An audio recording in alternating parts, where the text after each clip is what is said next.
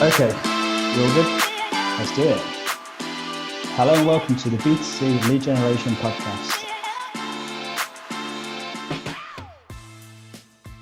You're listening to the B2C Lead Gen Podcast. My name is Daniel Hopewell here with Simon Delaney, and this is episode 105. It's not the size of your CRM that counts. I was trying to think of a way to introduce this podcast. I think actually the best thing to do, Simon, is to try and ask you with a very straight face why size doesn't matter. It's like, why would you ask me? Why me? What are you trying to say? You're the person here. I can't ask myself. I wish someone else was here. I could just ask them and go, can't ask me. So what we're talking about is filling your CRM with data and why size doesn't matter. And size doesn't matter because ultimately what it comes down to is how engaged someone is. So it's less about the amount of data you have and more about how engaged is that data with you, either the brand or, whoever you are, your solution, your product, whatever else. Because you can talk about the amount of prospects that you're getting, whatever else, but nothing matters if all of them ignore you or you can't engage with them or you can't get any sales or your marketing doesn't stick, whatever. Yeah. So rather than how big is your database or why is your CRM so full?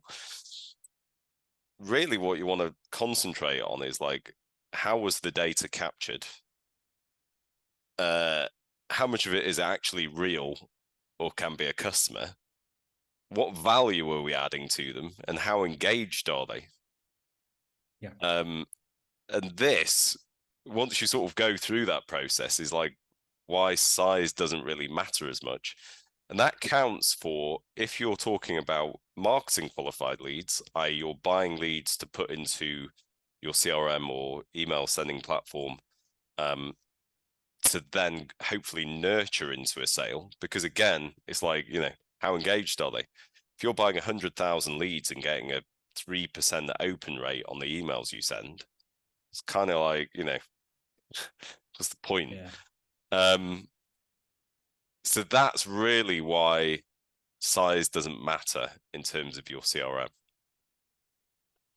So we're going to dive into this in more depth as the podcast goes on. But I think just before we sort of look at this new way of doing things, or however you want to phrase it, I think it's worth establishing that we're talking about this because for a while, at least, up until recently, there's this idea, this kind of old way of doing things where people who are buying leads, they're measuring how many leads are in there, and it's almost like a vanity metric. That's what they're chasing. How big it is, how many leads are actually in the CRM. That's the issue, rather than looking at the impact metrics. But what I want to sort of ask is, at this point, is that still going on? Is this a thing that still exists? Is this something that happened? Because I know we've talked about this for ages, that people need to stop doing this, but what I don't really know is that people are still doing this. They're still stuck in the hamster wheel. Or is it something that's fading? I'm not sure. Yeah, people are still doing it. So it exists in two forms. So one is they're just buying really low intent data, banging it into dialers or whatever, and especially going after sales with it and hoping for the best and giving each agent 20 records an hour, and you have these big shed call centers and stuff. What's strange about that is that the brands that the call centers that are running these operations are doing it, that are doing it on behalf of the brands, they kind of remove themselves from the sales process entirely. So you'll speak to a lot of brands. I speak to brands all the time and get introduced to them and say, we're working with X company and Y company, and they're doing the sales for us, and they have a script that people go through, whatever. And so I say, okay, cool. Where do they get the leads from? They go, they handle all of that. So yeah. Depending on how the commercial arrangement is set up between the brand and the call center, it potentially encourages relatively bad behavior, right? It could be that, the data gets bought by the brand, but they don't get involved in it. And, you know, people don't necessarily understand the difference between like cost and value. So ultimately, with all of this, you can end up with a lot of really low intent data, not even leads, just list data going into call centers and plowing it to tens of agents sitting there. That, you know, these people leave, they have a really like high churn of employees constantly. So it happens in that perspective. And I still hear that happening all the time. It's not particularly changed. But there's another way that it's still happening, but it's less obvious. And that way is to do with not setting up the right processes to increase the quality of the leads that you buy going forward. So we're talking about stuff like tracking results at a granular level, getting all the ads, all the landing pages, all the wording, the copy that is used to generate leads, and understanding the full lead generation process. And whoever is doing the sales, whether it's the brand direct or a call center, whatever, then creating feedback loops back to where the leads are originated from. Let's say an external lead generator, it could be an internal marketing team, so that they can refine the targeting of their advertising to generate leads. So it just becomes this virtuous circle of, everything getting steadily better constantly. So by not doing that, the ultimate side effect is still filling your CRM with data that is not increasing in quality, potentially decreasing in quality because you're buying leads rather than buying leads that should lead to sales. So what I find interesting is this whole thing that's come out with like the consumer duty around a lot of financial products. Like they're making a massive deal about it, right? But ultimately, it comes back to the thing we've been talking about on this podcast for 3 years, which is understand exactly how the data is generated. You need to know the ad that it's generating. I mean, you need to know everything about the company that's generated it. You need to know how the ad, because the ad is affected by the FCA if it's a financial product, it's affected by the ASA, no matter who you are. And suddenly this thing is like, you know, as if it's some news that's just suddenly come out in order to not even improve your lead generation. This is just like a more of a legal requirement. But the reality is this is the shit that just improves your lead gen anyway. So if you want to buy better leads and you want to just not fill your CRM with crap and constantly improve the quality of the leads that you buy, you just have to do this stuff anyway. You need to sign the ads off. You need to understand how the leads are generated. You need to understand the entire marketing process to generate that lead. And the people generating leads need to know the entire sales process. And you need to feed back the outcomes back to the lead generation company.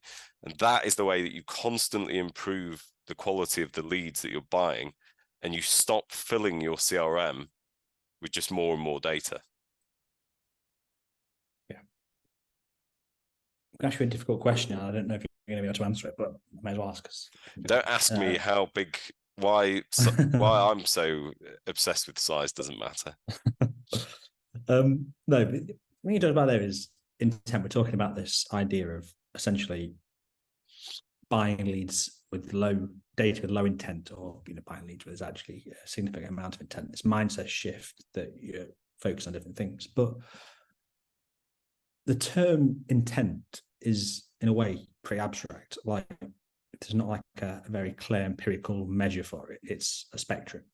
So if I'm listening to this as a buyer of leads, how do I actually measure this? Like, how do I measure intent is what I'm trying to work out, or are there any metrics I can use to sort of at least try and gauge it to a degree? I mean, ultimately, the intent is gained at the point of capture for sales qualified leads. And, what was the ad that created it? This is why you have to understand this shit. What was the ad? What did the ad say that created that lead?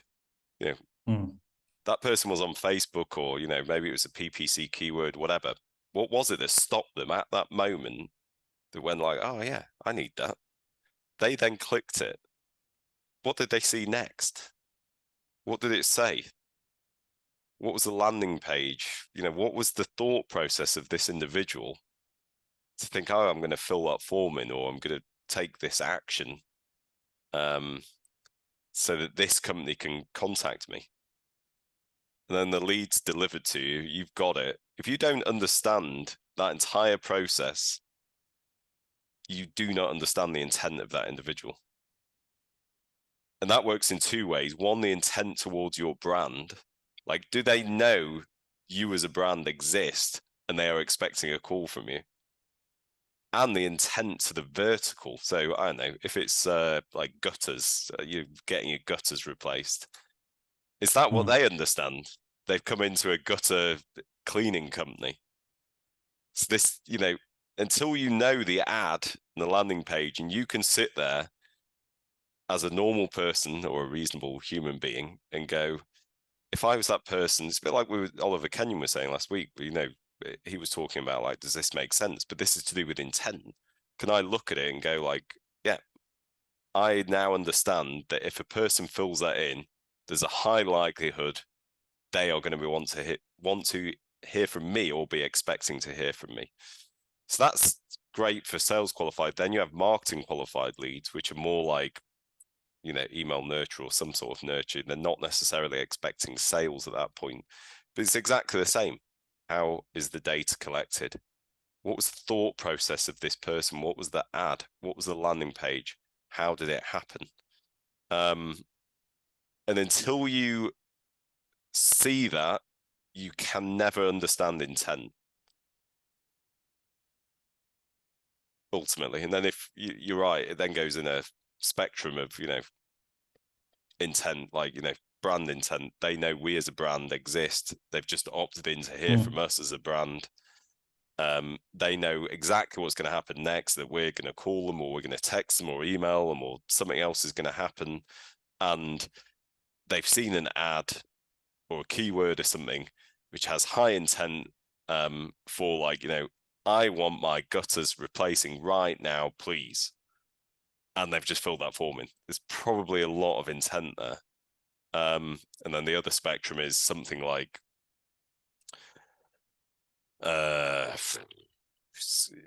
you could go as low as, they still call them leads, as low as co-sponsor, which is they've filled someone else's landing page in, your name's hidden in the privacy policy. Legally, you have an opt-in to be able to contact them, but they have no idea that you're going to be contacting them. And unless you're like a household name, they probably have no idea that your brand exists. And they potentially have no vertical either awareness or need or whatever. But if you cannot see how the data is captured and the ad that led to it, all of this is like, you're missing all of it. And that's why it's so important. That's why we talk so much about intent, tracking it at a granular level, feedback loops, understanding how the leads are generated. We've been literally talking about this for 3 years. Has it been 3 years? 105 episodes. 2.5, yeah. Yeah. Best 2.5 years of my life. But it's because you can't do all this stuff without doing all, you can't improve the leads and you can't understand intent unless you get all of that. I think as well, it's worth pointing out that sometimes it's almost like a mismanagement of expectations. So you're buying data that has low intent and then you put it straight into like a sales funnel, even though that's not going to happen. So it's almost like it's okay to buy data with low intent if it's cheap.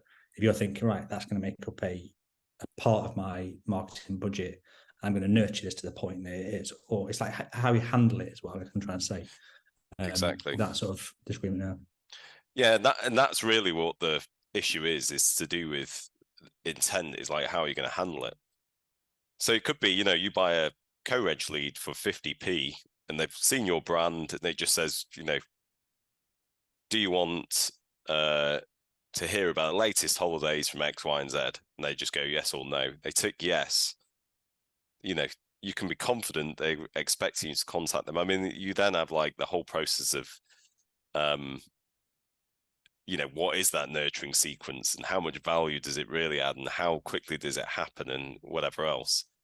But yeah, you don't want to then suddenly put that into a call center, because that's not what the individual's expecting. And this is really what it's about, is like someone's expectations, like I said, and what actually happens to them. And that's why low intent leads just don't convert in a sales function. So I'm going to bring this back around and end this by saying, people listen to this podcast, let's say they're working at brands and they're currently in that position of just thinking, right, my job is making sure I've got a full CRM. It looks really impressive to the people above me. I've got loads going on. It requires like a mindset shift to get off this sort of track and go towards this new sort of way of doing it. So what would you say to those people who are maybe still, to bring that around to the title of the podcast, who are still thinking that the CRM counts? Like, what is the take home they go away from tomorrow when they start something new, a new attitude, new way of doing things? I think it's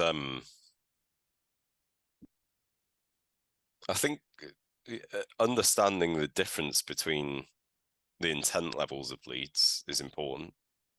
And then from that, you can only find that out by understanding like how they're captured, knowing that process. And you've got to open up channels of transparency with this. I mean, because if it's the brand, and I'm just thinking they're using either outsourced call centers or they're buying leads internally and putting it in. There's still this thing of like, the lack of transparency, and it works all ways. Like, you need to know how data is captured, the ads that are used, all that stuff, and then you've got to feed back the results. That's for high intent, mid intent leads, and then for the low intent stuff,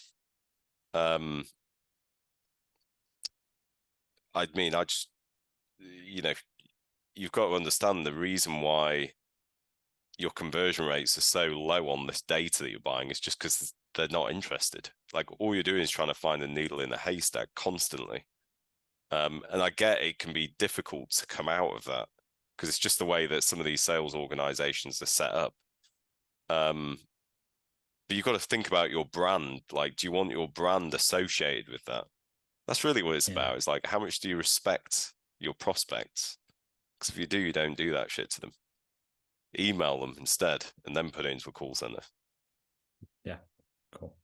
Well, I mean, I'm hoping that people listening to that are either in strong agreement with us, or we've opened some people's eyes to this new idea. But we'll I don't even think it's like an agreement, because it's like I don't really know. Like, there's no, I can't think of an argument in the reverse other than like in fact, I can't really at all.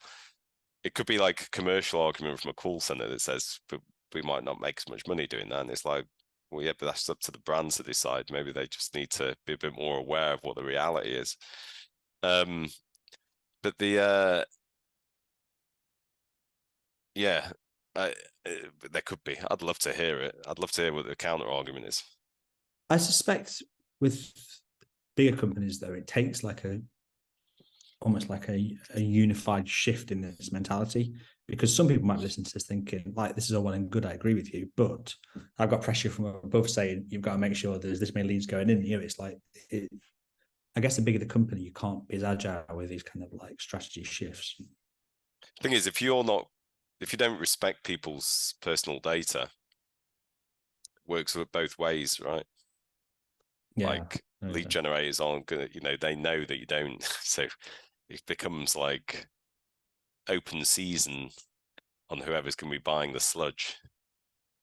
Open season, I like that. That's a snippet right there, maybe. Cool. Well, hopefully you listened to that and you've found some interesting ideas, and feel free as always to drop any questions or comment on things. We'll try and get back to you with answers on the next podcast. That was episode 105. It's not the size of your CRM that counts. Thanks for listening to the B2C Lead Generation podcast.